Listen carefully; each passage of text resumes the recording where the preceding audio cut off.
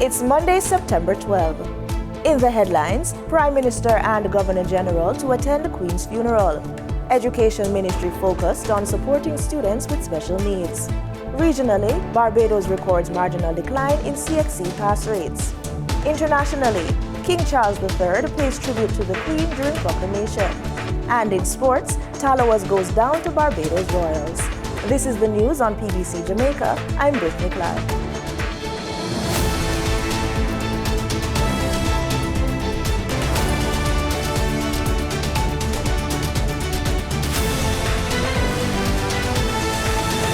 Jamaica's Prime Minister and Governor General is expected to attend the state funeral for Queen Elizabeth II at Westminster Abbey in London on September 19. Sir Patrick Allen is the British monarch's local representative. King's House made the announcement according to a media statement from the government's information arm, JIS. The service is scheduled for 5 a.m. Jamaica time. Jamaica has announced 12 days of mourning starting from September 8. It includes the day of mourning on September 18.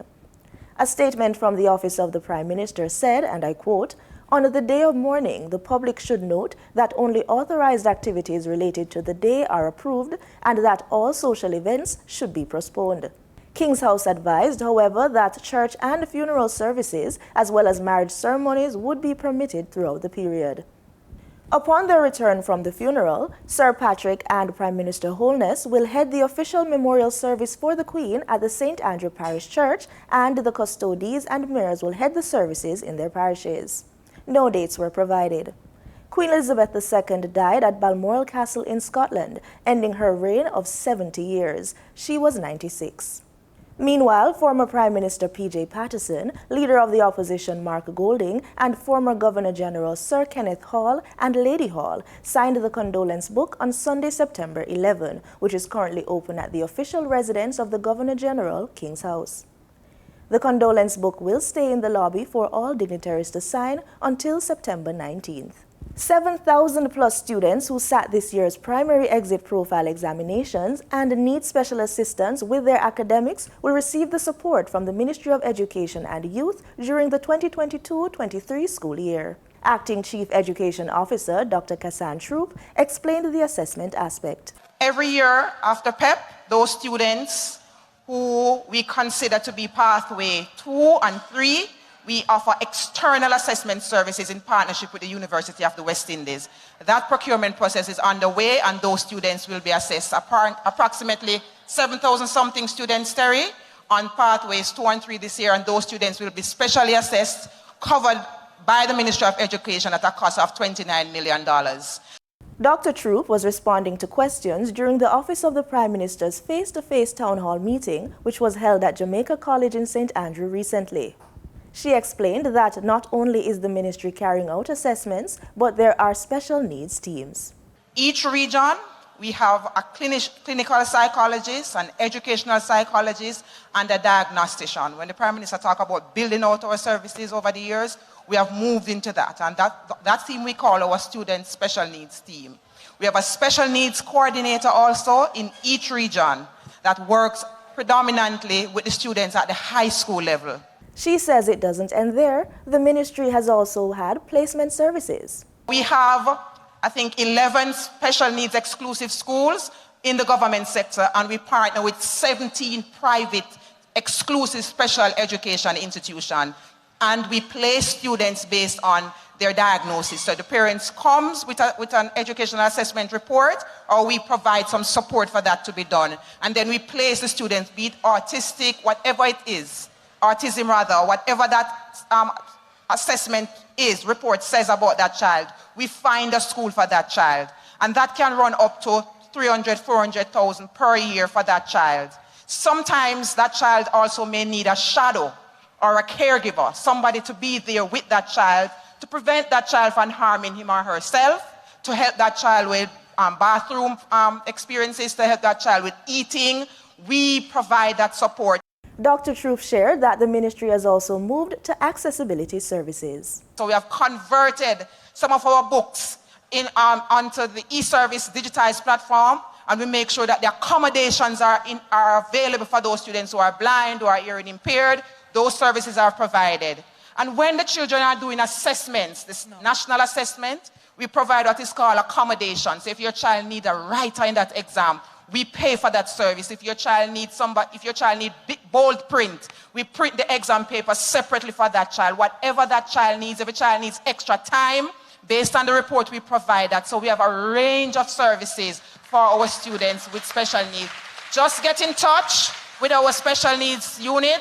The Agro Invest Corporation, AIC, and Jamaica 4-H clubs have partnered to formulate and execute the Youth in Agriculture Land Lease Program. Speaking in the House of Representatives on Wednesday, Portfolio Minister Pernell Charles Jr. says that under the initiative, eligible young farmers were selected to access lands provided by the AIC. In collaboration, Madam Speaker, with other stakeholder agencies, including RADA and NIC, these youth farmers have been provided with technical support. They're provided with market linkages and irrigation solutions, all to facilitate the successful and sustainable agricultural projects and to make sure that they have profitable projects. So far, the ministry has issued 70 leases for agri-parks located across the island. And in the first instance of distribution, some 20 leases went to young farmers for agri-parks located across the island and 20 to investors. He further explained the benefits once the Youth in Agriculture Land Lease Program is fully implemented. We'll increase access to government-owned agri-park and production zone lands for eligible young farmers. It will improve the economic and social status of the youth in agriculture. It will increase agribusiness knowledge and entrepreneurial skills among young farmers. It will focus on youth and technology and form clusters led by our young farmers to facilitate knowledge sharing and collaboration in agribusiness activities. And it will create sustainable linkages between those young farmers and the other stakeholders in the agribusiness sector. Currently, there are 1,403.52 hectares of land in production for the agri-parks and production zones for June 2022. Meanwhile, Minister Charles says that his government is seeking to stimulate further interest in the agriculture sector.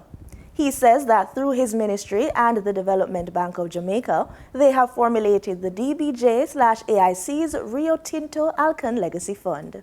This fund provides support to farmers in traditional bauxite mining areas of Manchester, St. Catherine and St. Anne to enable them to access loans for agricultural activities, such as crop and livestock production, water catchment construction for irrigation purposes, energy loans associated with farming projects, agro-processing, greenhouse farming, and agribusiness equipment purchases through authorized financial institutions. He further shared other options available to those interested in farming.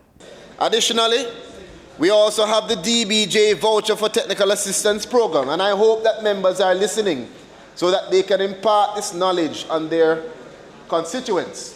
We want Jamaicans and young farmers to access these benefits.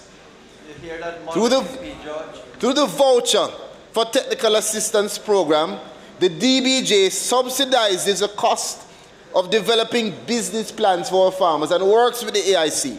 Further, Madam Speaker, we have also established the DBJ Agribusiness Program, Grow with DBJ facility, whose primary focus is augmenting digital transformation in agriculture and improving the issues surrounding females in agriculture.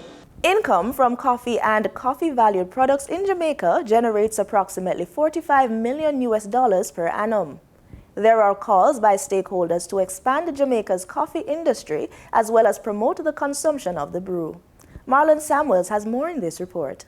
Blue Mountain coffee is an important commodity in Jamaica. 70% of coffee produced is exported as green coffee to Japan, the United States of America, Europe, and China. 30% is roasted. Approximately 75% of the roasted coffee is distributed locally. Income from coffee and coffee-valued products is approximately $45 million annually. There is potential for increased earnings. Because presently we are importing coffee to do the blends. We pay a cess on that, and that cess is now used to assist the expansion and the development of our local coffee. Plans are advanced in transforming the manner in which coffee is produced, processed, and monetized. At the same time, stakeholders in the coffee industry are promoting the environmental, social, and economic sustainability of coffee in Jamaica. I want to say to Minister Nigel Clark, the Minister of Finance, I know our Minister Honorable Pernell Charles Jr. is sold on it, and I want to say to the Prime Minister, the Most Honorable Andrew Holness, that an investment in coffee can really transform the Jamaican economy in a great and an exciting way. The predicted long-term prospects of an increase in the production of Jamaica's high-quality coffee beans is thousands of direct and indirect jobs. For the news on PBCJ, I am Marlon Samuels. CARICOM Secretary General Dr. Carla Bennett has made it clear that regional travel is important to the grouping. She was responding to a question posed at the second annual Owen Arthur Memorial Lecture. There's a bit of work that we've asked CDB to do, which is to help us map out some of what is currently on the ground and what the gaps are that need to be filled. There are active conversations going on about establishing, in terms of maritime transportation, ferry services that, beginning with the Southern Caribbean, to move not only people but agricultural commodities. That is a conversation that's taking place, that we're looking to see the proposals come forward pretty soon. And there are conversations about regional air transportation. She explained that with the shutdown caused by the pandemic, travel within the region is expensive and scarce, but said conversations are being had. The imperative of solving that is right upon us, and there are conversations taking place as well around that at this time. The expectation is that we should be seeing in the near future some additionalities in terms of air and in terms of maritime transportation solutions coming on stream. Up next, we have the business report with Danita Rodney.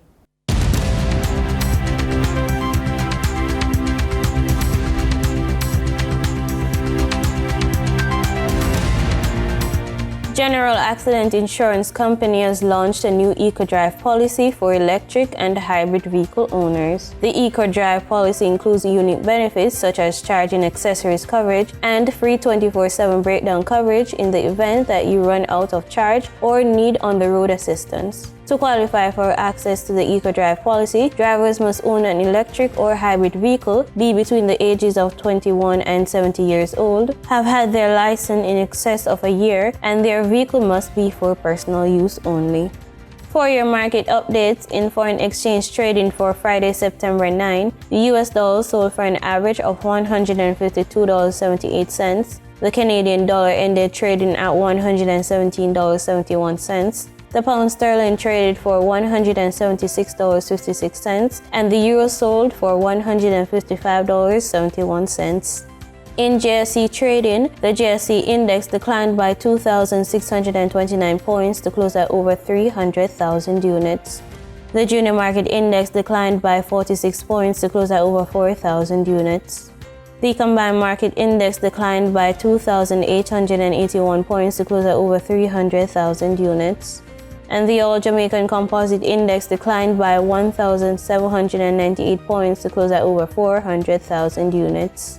Overall market activity resulted from trading in 110 stocks, of which 34 advanced, 52 declined, and 24 traded firm.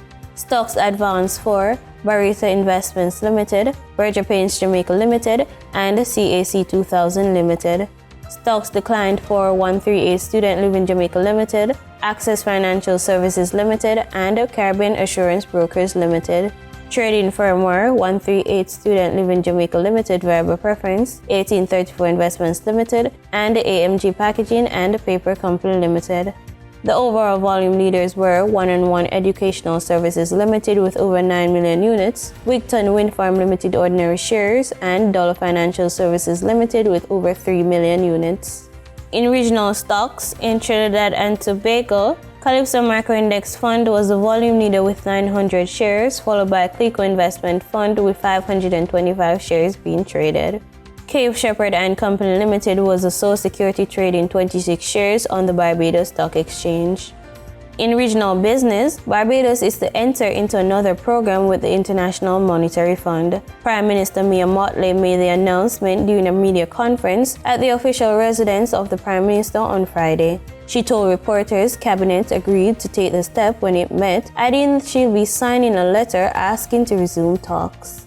I'm referring to the Resilience and Sustainability Trust, which will make available to us another 150 million 150% of quota, and probably in the vicinity of 200 to 210 million US on top of the 150 million US that we hope to be able to negotiate, 130 million US we hope to be able to negotiate for. So 150% of quota, 210 million US is the target that we're looking for with respect to the Resilience and Sustainability Trust. And for the extended funded facility, we're looking for a 3-year program instead of a 4-year program, but that will be 90% of quota, and that will allow 130 million US to be unlocked. Ms. Motley says her team will continue to press ahead to ensure growth is registered. We recognize that because of COVID, there's still work that remains unfinished. The work with respect to completing the restructuring and repurposing of our state-owned enterprises is a work in progress that we had put a pause on largely because of COVID. We also believe that there's tremendous opportunity for growth. I hear a lot of people speaking, but we forget that the World Economic Outlook, issued in April of this year, has Barbados projected to grow at about 11.2%. And with respect to the other countries of the world, go and check for yourself. I believe that the only country that is expected to have greater growth than us is Guyana at 47%. In market data for oil prices rose as Iranian nuclear talks appear to hit obstacles and an embargo on Russian oil shipments loomed, with tight supply struggling to meet still robust demand. Brent crude futures rose 63 cents to $93.47 a barrel, and West Texas Intermediate crude was up 42 cents at $87.21. And that was the business report on PBCJ. I'm Danita Rodney.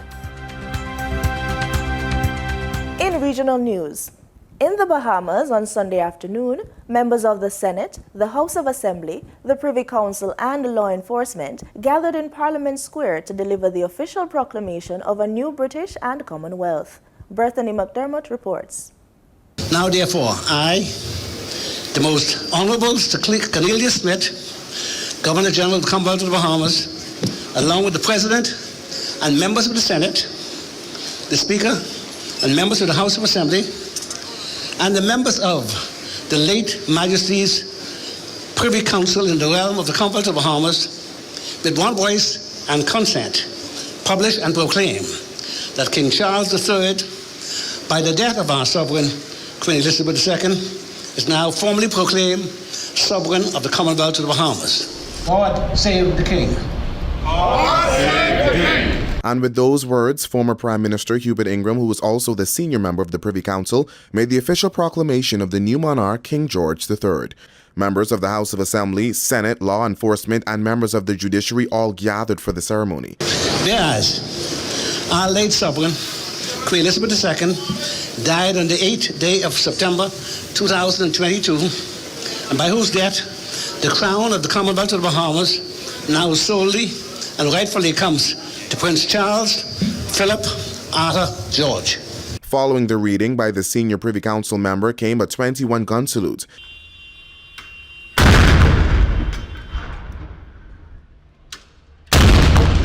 Three cheers for His Majesty the King. Hip, hip, hip. Hooray! Hip, hip, hooray! In Barbados, while education officials have described the performance of local candidates in this year's CSEC and CAPE exams as satisfactory overall, they say there is evidence of a marginal decline in overall pass rates.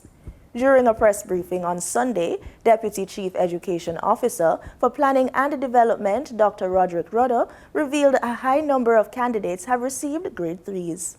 We are continuing to see evidence that there is a need for some greater emphasis on addressing particularly the number of candidates who receive grade 3. We're seeing a quite high number of candidates achieving grade 3, knowing that grades 1 to 3 are the acceptable grades here in Barbados. And therefore, the Ministry of Education will be continuing to work with our schools to ensure that our students are able to improve on their performances as it relates to the quality of the grades that they get with respect to the various subjects that they have pursued with the Caribbean Examinations Council. In other news from Barbados, Minister of Education Kay McConney has responded to queries about what would happen in the event that there is a spike of COVID-19 cases in the school system during the new school term. She says the ministry continues to rely on the expertise of the Ministry of Health as its biggest partner in the COVID-19 fight. One of the things that we have reiterated is that the protocols are what they are now. However, they're constantly being monitored, we're constantly reevaluating, and we are very open to reviewing. Our first interest is ensuring that we create the right kind of environment for learning and for instruction. And in the event that we believe that that is threatened significantly and that the ability of our students to be able to learn in a safe environment is in fact something that's being compromised, we will take the necessary decisions. Internationally, King Charles III paid tribute to the reign of the late Queen as he was formally declared the UK and the Commonwealth's new monarch.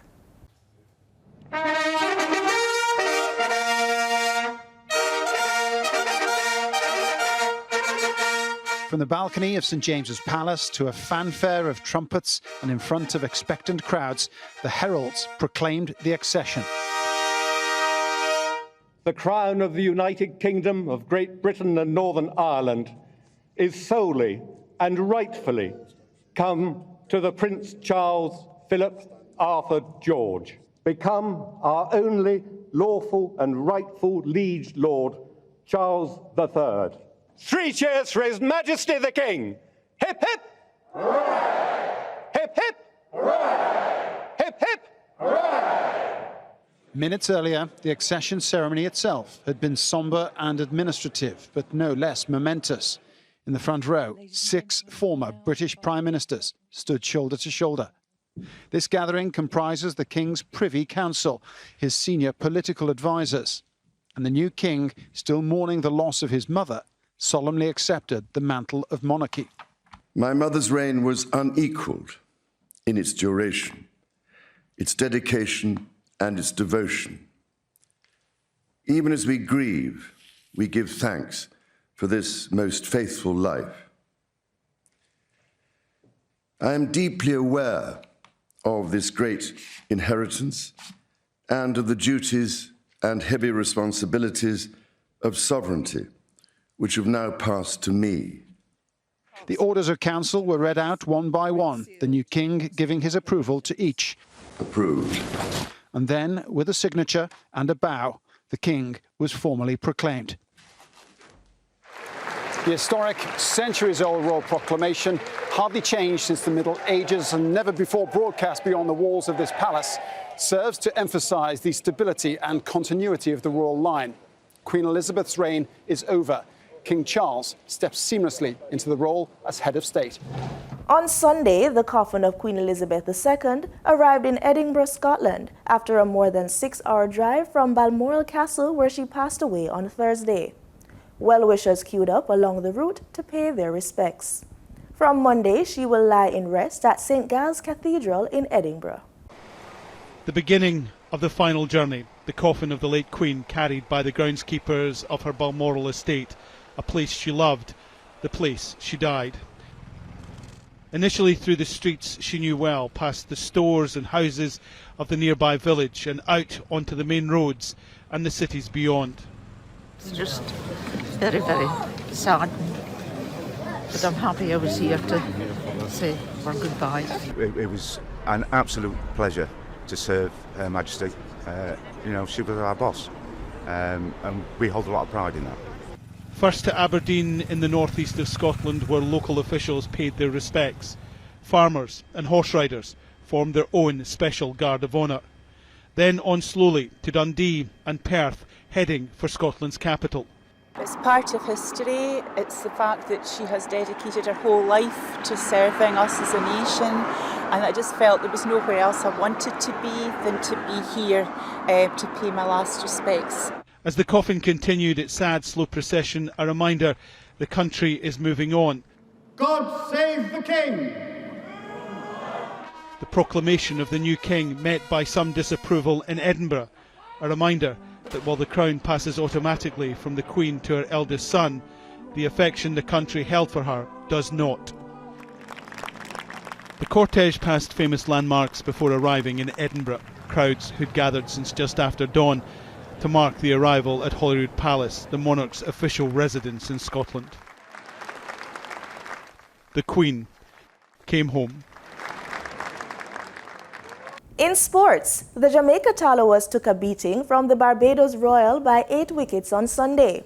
This means the Royals remain unbeaten in the 2022 Hero CPL. Playing at the Darren Sammy Stadium, the Tallowers were sent into bat and scored 156 for 8. Captain Robman Powell top-scored with 52, while Obed McCoy took 3 for 24. When the Royals batted, Quinton de Kock slammed 64 from 53 balls and Corbin Bosch 56 in their 157 for 2 in 19.5 overs. The Royals are leading the board on 10 points, followed by the Jamaica Tallowers on 6 points. On Tuesday, the Royals will take on Trinbago at 6 p.m. Jamaica time, while the Tallowers will do battle with the St. Kitts and Nevis Patriots on Wednesday at 9 a.m. Jamaican Dane Nelson extended his red-hot form at Century Mile, winning 2 stakes races on the 12-race card to grab a share of the headlines. The 37-year-old paired with favourite Dan Shoes in race 4 to win the $50,000 Canadian Alberta Fall Classic before returning in race 9 to capture the $50,000 Alberta Oaks with 2-1 bet Stevie Wonder Girl. With that success, Nelson moved to 42 wins for the season, overtaking Barbadian rival Rico Walcott 41 to assume second place. That's news on PBCJ. I'm Brittany Clark. You can follow us on our social media platforms at PBCJamaica. Thanks for watching.